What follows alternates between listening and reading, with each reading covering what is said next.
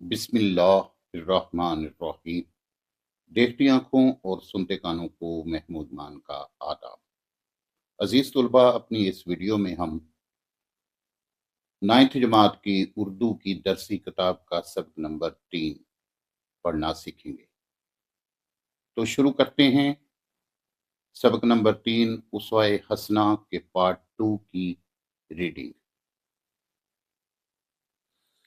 آپ خاتم النبیین صلی اللہ علیہ وآلہ وسلم کی نظر میں امیر غریب سب برابر تھے۔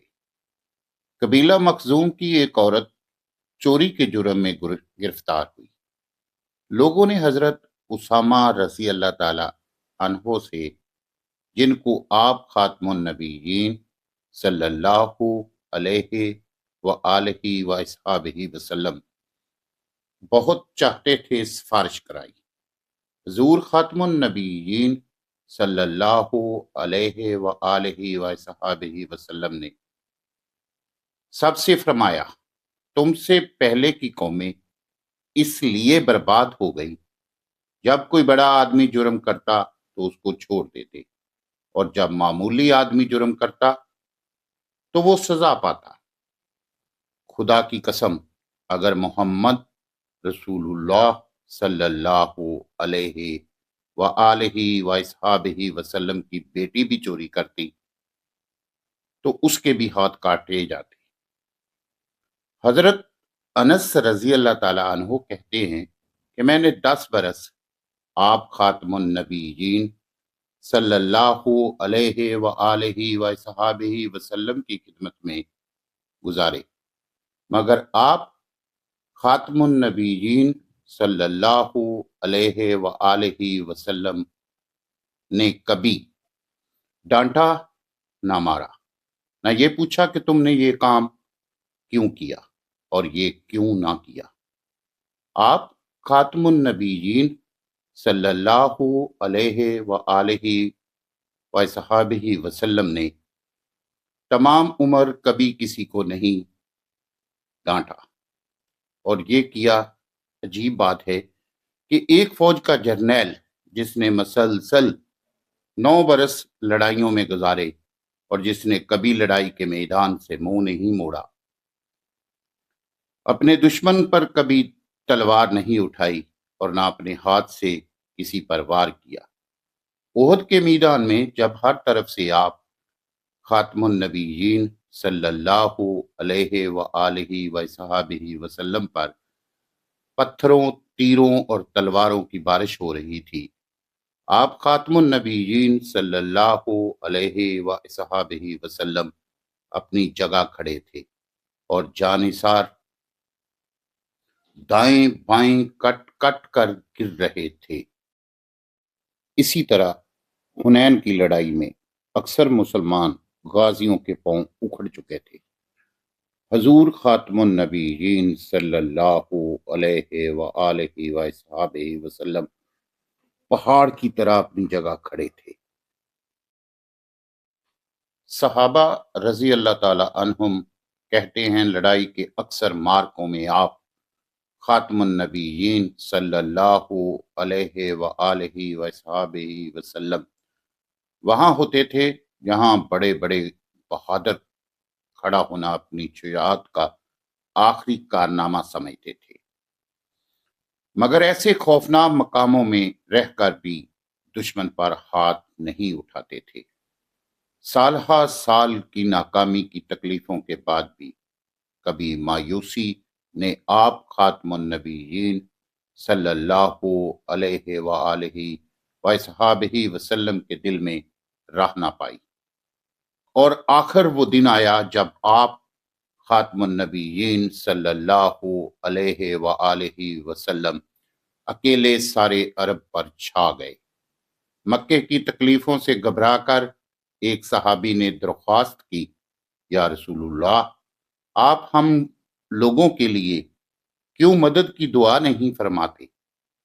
یہ سن کر آپ خاتم النبیین صلی اللہ علیہ وآلہ وصحبہ وسلم کا چہرہ مبارک سرخ ہو گیا اور فرمایا، تم سے پہلے جو لوگ گزرے ان کو آروں سے چیرا گیا، ان کے بدن پر لوہے کی کنگیاں چلائی گئیں، جیسے گوشت پوست سب کٹ جاتا، لیکن یہ تکلیفیں بھی ان کو حق سے نہ پھیر سکیں۔ خدا کی قسم، دین اسلام اپنے کمال کے مرتبے پر پہنچ کر رہے گا، یہاں تک کہ ثنا جمن سے حضر موت تک ایک سوار اس طرح بے خطر چلا جائے گا، اس کو خدا کے سوا کسی اور کا ڈر نہ ہوگا۔ آپ خاتم النبیین صلی اللہ علیہ وآلہ وصحابہ وسلم کا وہ عزم اور استقلال یاد ہوگا جب آپ خاتم النبیین صلی اللہ علیہ وآلہ وسلم نے اپنے چچا کو جواب دیا تھا، چچا جان، اگر قریش میرے دائیں ہاتھ میں سورج اور بائیں ہاتھ میں چاند رکھ دیں تب بھی حق کے اعلان سے باز نہ رہوں گا۔ ایک دفعہ کا ذکر ہے کہ ایک بھوکا آپ خاتم النبیین صلی اللہ علیہ وآلہ وسلم کی خدمت میں آیا۔ آپ خاتم النبیین صلی اللہ علیہ وصحابہ وسلم نے ازواج مطہرات میں سے کسی کے پاس کسی کے ہاں کہلا بیچا۔ جواب آیا، گھر میں پانی کے سوا کچھ نہیں۔ آپ خاتم النبیین صلی اللہ علیہ وآلہ وصحابہ وسلم نے دوسرے گھروں میں بھی آدمی بھیجا، وہاں سے بھی یہی جواب آیا۔ غرض 8-9 گھروں میں سے کہیں پانی کے سوا کھانے کو کوئی چیز نہیں نکلی۔ ایک دن آپ خاتم النبیین صلی اللہ علیہ وآلہ وصحابہ وسلم بھوک میں ٹھیک دوپہر کو گھر سے نکلے۔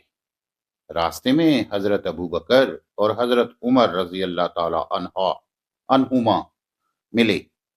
یہ دونوں بزرگ بھی بھوکے تھے۔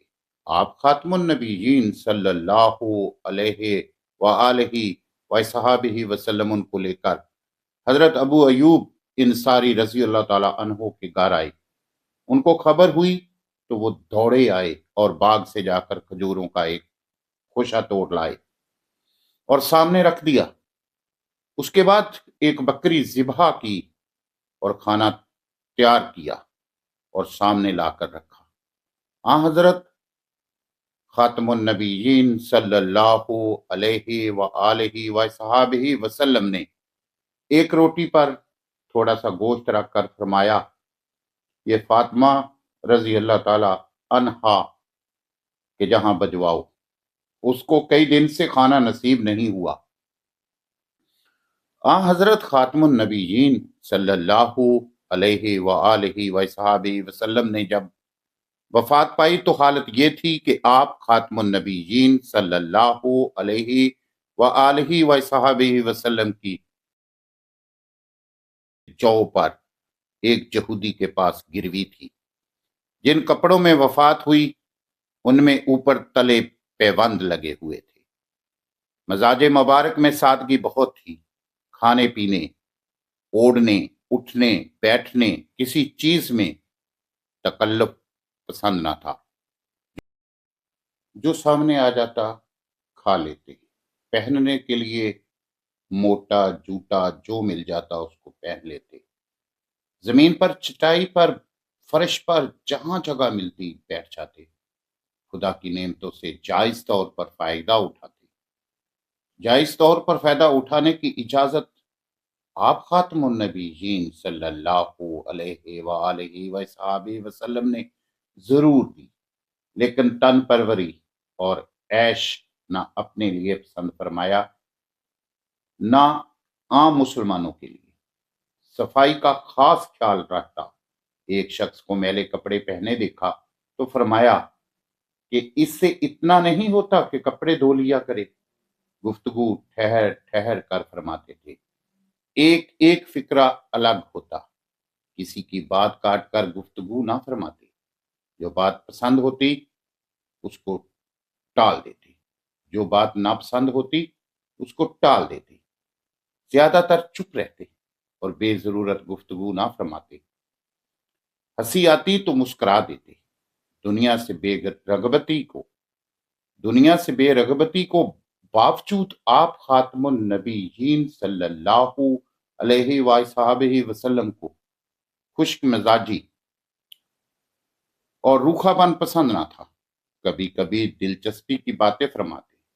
ایک بار ایک بڑھیا آپ خاتم النبیین صلی اللہ علیہ وآلہ وسلم کے پاس آئی اور جنت کے لیے دعا کی خواہش کی۔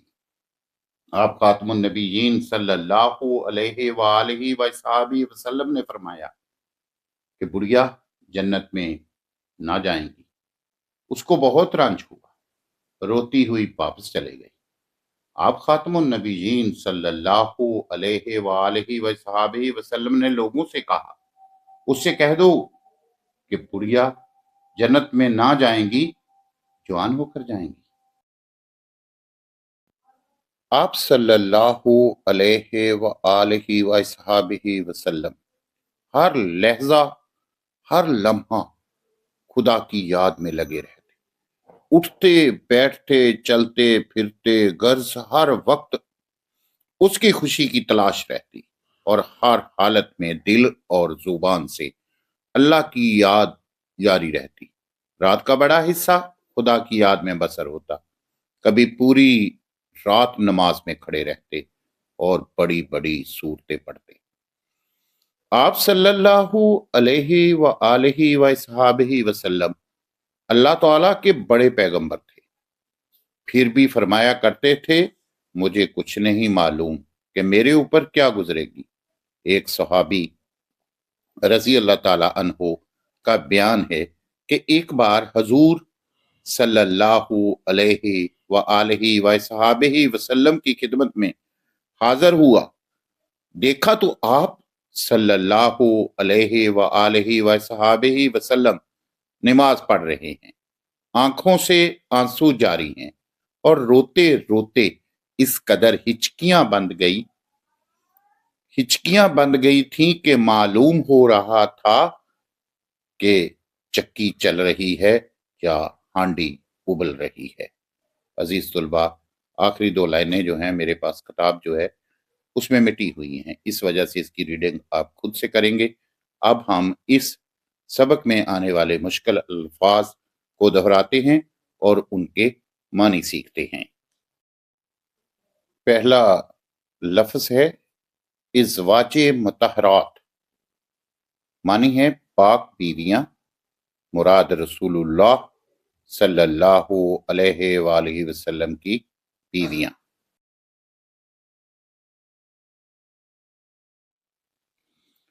ام المومنین، ایمان لانے والے کی ماں، اور ایمان لانے والے کے لیے اردو میں لفظ استعمال ہوتا ہے مومن، یعنی مومن کی ماں ام المومنین کہلاتی ہے۔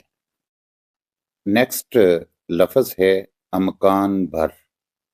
امکان بھر کے معنی ہیں جہاں تک ممکن ہو۔ پیوند، پیوند کے معنی ہیں جوڑ یا ٹھگلی۔ حشر، قیامت کا دن، حساب کتاب کے لیے اکٹھے ہونا۔ خاطر داری کرنا، آؤ بھگت کرنا، دیکھ بھال کرنا، خاطر دارت کرنا، خاطرداری کرنے کے معنی میں آتا ہے۔ شجاعت، شجاعت کے معنی ہیں بہادری اور ہمت۔ دہنا، دہنا کے معنی ہیں گائے، بھینس یا بکری، اونٹنی وغیرہ کا دودھ نکالنا۔ دل جوئی کرنا، دل رکھنا، لحاظ کرنا، حوصلہ بڑھانا۔ شہادت، اللہ تعالیٰ کی راہ میں جان قربان کرنا۔ شہادت کے ایک دوسرے معنی بھی ہیں گواہی دینا۔ آر، آر کے معنی ہیں شرم، حیا۔ نیکسٹ لفظ ہے گلہ، جس کے معنی ہیں جنس، اناج۔ جیسے مکئی کے دانے یا پھر گندم کے دانے ہیں، چنے وغیرہ، انہیں غلہ کہتے ہیں۔ فصل، فصل کے معنی ہے موسم، رت۔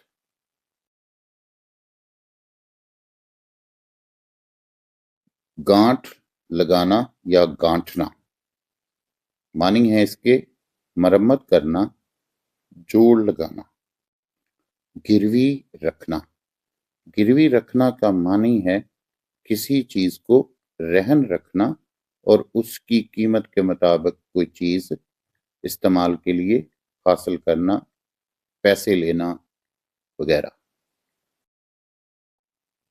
اسوہ حسنہ، اسوہ حسنہ کا معنی ہے اچھا اخلاق، عمدہ برتاؤ یا پھر حسن سلوک۔